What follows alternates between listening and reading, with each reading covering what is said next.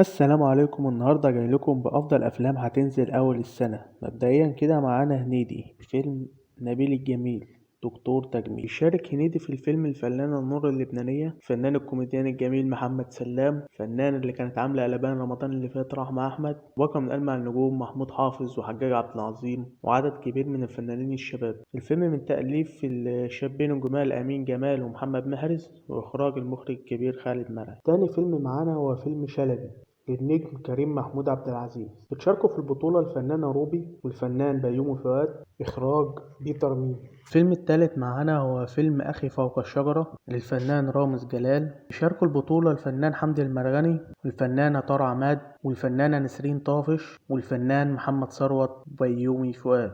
رابع فيلم معانا هو فيلم جروب الماميز، بطولة روبي ويسرى اللوزي ومعاهم محمد ثروت ومحمود حافظ. الفيلم الخامس معانا هو فيلم مطرح مطروح للنجم الكبير محمود حميدة، ومعاه النجم الأمريكي سكوت أدكنز المشهور ببويكا، ومعاهم نجوم الكوميديا شيماء سيف وكريم عفيف. الفيلم السادس هو فيلم المطاريد للنجم أحمد حاتم. بتشاركوا البطولة طارق عماد، إياد نصار، وباقة من ألمع نجوم الكوميديا. الفيلم الأخير معانا هو فيلم اتنين للإيجار، بطولة بيومي فؤاد محمد ثروت، معاهم الفنانة مريهان حسين، وهو إنتاج صاحبة السعادة إسعاد يونس، وبتظهر برضه كضيفة شرف في الفيلم. الفيلم الجاي هو فيلم السرب لأحمد السقا. الفيلم غير مؤكد نزوله حتى الآن، يمكن ينزل أول السنة أو ينزل بعد رمضان. الفيلم بقاله فترة متصور وجاهز للعرض، لكن فيه مشاكل كتير، مشاكل إنتاجية.